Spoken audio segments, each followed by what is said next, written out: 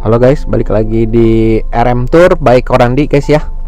Oke guys, hari ini Koko mau kasih quote, yaitu untuk kalian ya, yaitu lebih baik kita mencoba meskipun kita gagal ya, dibanding kita tidak mencoba, yang itu 100% nggak akan berhasil. Itu quotes untuk kalian ya guys ya.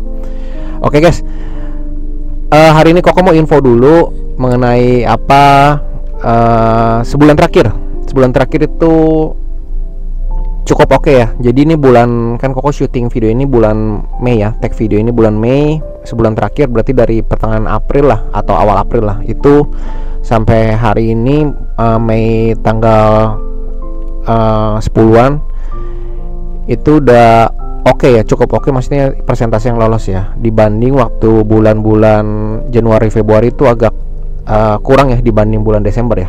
Sebenarnya sih nggak kurang ya, cuma kalau bulan Desember itu kan karena membludak ya, yang apply itu banyak banget ya, jadi persentase yang lolos otomatis banyak gitu ya. Ya cuma udah mulai membaik sih sebulan terakhir ini yang lolos. Oke guys, hari ini Koko akan bahas topik yang cukup kategorinya cukup peringkat atas yaitu mengenai Korandi. Ini kan embassy ada dua tempat ya, satu di Surabaya dan satu di Jakarta ya, embassy Amerika ya. Nah sedangkan di tempat lain ya nggak ada gitu. Dulu Koko ingat banget tuh pas awal-awal Koko buat video ya, gitu ada yang bilang gini, masa sih interview cuma bisa di dua tempat doang, orang di Bali ada. Sebagai info, di Bali itu nggak ada gitu ya, jadi boleh dicari, itu embassy cuma dua, yaitu di Surabaya dan Jakarta. Kebanyakan itu Koko memang hampir 90% muridnya memang interview di Jakarta, karena memang sekalian mau briefing dengan Koko ya, maksudnya dengan saya briefing ketemu ya gitu. Tapi sebenarnya interview di Surabaya itu sangat bisa, dan pengerjaan berkasnya pun sama aja, gampang banget kok, sama aja bisa. Jadi interviewnya itu nanti berkas-berkasnya itu Koko kirim berupa PDF ya. Jadi setelah saya kerjain berkas semua, saya langsung kirim PDF-nya nanti untuk di print apa-apa aja yang dibawain ke embassy ya, maksudnya yang perlu ya, kayak misalnya DS confirmation, DS160, appointment, itu nanti saya kasih PDF-nya, nanti tinggal print ya, bawa ke embassy di Surabaya gitu ya. Tata cara untuk apply di RM Tour juga sama aja sih, yang di Surabaya dan Jakarta sama aja, via WhatsApp aja gitu, nggak perlu tatap muka langsung atau video call gitu, nggak usah. Jadi langsung via WhatsApp ya gitu. Pengerjaannya sama, berapa lamanya itu sama, pengerjaan berkas itu sekitar 4-5 hari itu udah kelar semua biasanya ya, hari kerja ya. Terus nanti jadwal udah keluar tuh 4-5 hari, dipanggilnya sama aja 3 minggu sampai sebulanan lah kurang lebih gitu ya. Cuma memang ada beda sih, ada perbedaan itu antara interview di Surabaya dan Jakarta itu di mana, nanti Koko jelasin lebih lanjut ya. Cuma kalau untuk secara teknisnya itu kalau briefing kan kalau di Jakarta itu nanti ketemu saya langsung ya, berkas semua udah saya printin semua, udah tinggal siap-siap pergi aja ya. Nah kalau misalnya di Surabaya itu berkas nanti saya kirim lewat WhatsApp juga, nanti tinggal print juga, nanti briefing itu via WhatsApp call ya. Jadi nanti kita prepare dulu bahan-bahannya ya untuk briefing, habis itu nanti janjian untuk WhatsApp call gitu ya. Jadi total murid Koko dari 100%, 10% di Surabaya. Jadi itu sangat bisa aja. Itu mendukung pada saat misalnya orang yang mau interview itu tinggal di Surabaya. Jadi kan kenapa nggak di Jakarta? Karena kan lebih make sense kalau misalnya interview di Surabaya ya, orang domisilinya kan Surabaya ya. Jadi kalau misalnya interview di Surabaya kan biasanya nanti ditanya-tanya, kok kamu itu orang Surabaya tapi kenapa nggak ambil di Surabaya gitu ya, kenapa harus ke Jakarta gitu. Sebenarnya sih ada jawabannya, ada, gampang kok, ada jawabannya. Misalnya ya saya ada keperluan sekalian ada urusan gitu ya, ada urusan ke Jakarta sekaligus pengen interview, udah gitu aja cukup. Itu alasannya yang penting. Nah misalnya yang dari daerah Bali juga kadang interviewnya di Surabaya, karena apa? Karena lebih deket ya, jadi lebih deket dibanding di ke Jakarta ya guys ya. Nah gitu. Nah perbedaan yang utama ya dari embassy Jakarta dan embassy Surabaya itu, pertama ya, itu adalah jumlah officer, jumlah interviewernya ya. Karena kan yang di Surabaya gedungnya itu nggak terlalu sebesar di Jakarta ya, ya besar juga tapi nggak sebesar di Jakarta ya. Dan jumlah officernya itu kalau di Jakarta itu kan minimal itu tiga loket ya yang buka ya, 3 loket. ya bisa sampai 5 sampai 6 loket juga bisa gitu ya. Kadang kan netizen kan lucu juga ya. Si Korandi ngaco aja, orang officer yang cuma ada 3 orang atau 4 orang gitu, bilangnya sampai 5 orang gitu. Tapi kan tiap hari kan kamu nggak tahu misalnya embassy rame apa enggak. Kalau lagi rame itu bisa buka sampai 6 sampai berapa loket loh guys gitu.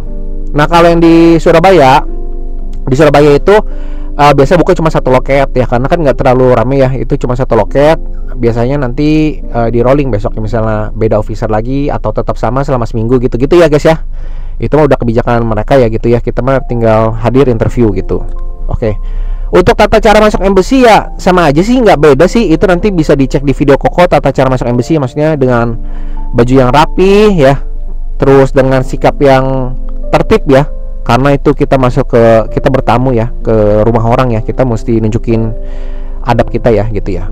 Sama aja ketentuannya untuk interview di Jakarta dan Surabaya sama aja ya, dari tata cara masuk embassy segala macam itu sama. Yang beda cuma officernya doang, jumlahnya berapa gitu. Pertanyaannya sih ya sama aja, nggak ada bedanya kan, karena itu kan ibaratnya satu cabang embassy ya. Jadi maksudnya pusatnya satu ya, sama aja dengan yang lain itu sama aja sih, no problem. Dan persentase ditolak kok gimana kok, itu pasti selalu banyak yang nanya tuh, kok persentase ini itu gitu. Ya kalau boleh jujur Koko juga nggak bisa ngeramal persentase guys ya. Kalau misalnya Koko bisa nentuin ini lu dapat segini 70% nih, lu cuma 50%, lu cuma 30% gitu, itu orang udah pasti maksudnya bingung sendiri ya. Gimana cara tetapin persentasenya itu dinilai dari kriteria dari mana gitu ya. Karena Koko memang juga nggak bisa nilai persentasenya sih kalau boleh jujur gitu ya. Jadi menurut Koko jangan sering ditanyain lah persentase kayak gitu ya. Yang penting kan nanti pada saat apply keputusan kan di embassy ya gitu ya. Di embassy baru kita ketahuan gitu. Oke, balik lagi ke topik. Nah, kalau misalnya kalau misalnya di interview Surabaya gitu ya, briefing itu kan via WhatsApp call ya. Itu ketentuannya kayak gimana ya? Itu kayak biasa aja guys. Jadi kalau misalnya udah jadwalnya udah keluar gitu, Koko bilang langsung, ya udah kamu nanti tentuin mau WhatsApp call jam berapa gitu ya, sama Koko briefing ya gitu ya. Boleh kapan aja boleh, silakan. Cuma kalau misalnya siang biasa kan Koko briefing di Jakarta langsung ya, maksudnya ketemu orang ya. Kalau siang itu agak hektik sih, maksudnya sering ketemu orang banyak ya. Mungkin sore, biasanya sih sore WhatsApp call-nya ya, briefingnya, atau ya sampai sore aja lah. Kalau malam biasanya Koko udah sibuk ngerjain berkas sih, maksudnya ngubar berkas yang numpuk, takutnya nggak kepegang gitu ya guys ya. Nah palingan gitu. Jadi kalau misalnya jadwal interview juga kalau yang di Surabaya itu sama kayak yang di Jakarta, Senin sampai Jumat ada di embassy ya, Sabtu Minggu libur. Terus kalau Senin sampai Jumat yang misalnya ada tanggal merah, dia juga libur juga sih. Yang ngikutin tanggalan sini juga sih guys ya. Jadi kalau misalnya di sini merah ya kadang dia nggak buka jadwal juga ya gitu ya. Nah untuk jadwalnya itu kalau di Jakarta memang jujur lebih banyak. Kadang itu kalau di Jakarta itu dia buka sampai slot 2 bulan ya, maksudnya misalnya bulan Mei nih ini ya, berarti yang dibuka itu udah bulan Juni sampai Juli itu udah ada tuh slot-slotnya tuh udah banyak tuh. Nah kalau yang di Surabaya itu dia slotnya itu lebih kadang banyak juga sampai 1 bulan sampai 1,5 bulan range-nya ya yang dibuka ya. Cuma kadang sebulan udah mentok. Misalnya hari ini ya misalnya bulan Mei, berarti bulan Juni doang tuh, Juni dari awal sampai Juni akhir gitu guys ya. Jadi bedanya kalau dari segi jadwal lebih banyak di Jakarta ya guys ya. Nah kalau misalnya di Jakarta, saran Koko itu untuk orang yang dekat-dekat Jakarta, misalnya kalau dari Pulau Sumatera itu apply-nya di Jakarta aja cukup, nggak usah jauh-jauh di Surabaya. Kalau misalnya yang apply di Surabaya itu berarti orang ya bagian agak Indonesia bagian timur dikit ya, misalnya orang Bali gitu ya. Nah itu bisa ke orang NTB, nah itu bagus, ke Surabaya bagus. Kalau misalnya untuk Sulawesi, Kalimantan, ke Jakarta juga that's okay, no problem. Jadi nanti kalian ya atur aja lah, maksudnya lebih pengen kemana gitu. Karena menurut Koko tidak ada bedanya sih interview di Surabaya dan di Jakarta ya. Cuma beda ya tadi aja yang Koko bedain officer dan cara briefingnya doang gitu. Yaudah guys, oke. Untuk video kali ini untuk cukup sekian hari ini. Nanti Koko buat video selanjutnya sih nanti hari ini juga ya. Cuma untuk video kali ini cukup sekian, oke. See you on the next video ya guys ya. Dadah.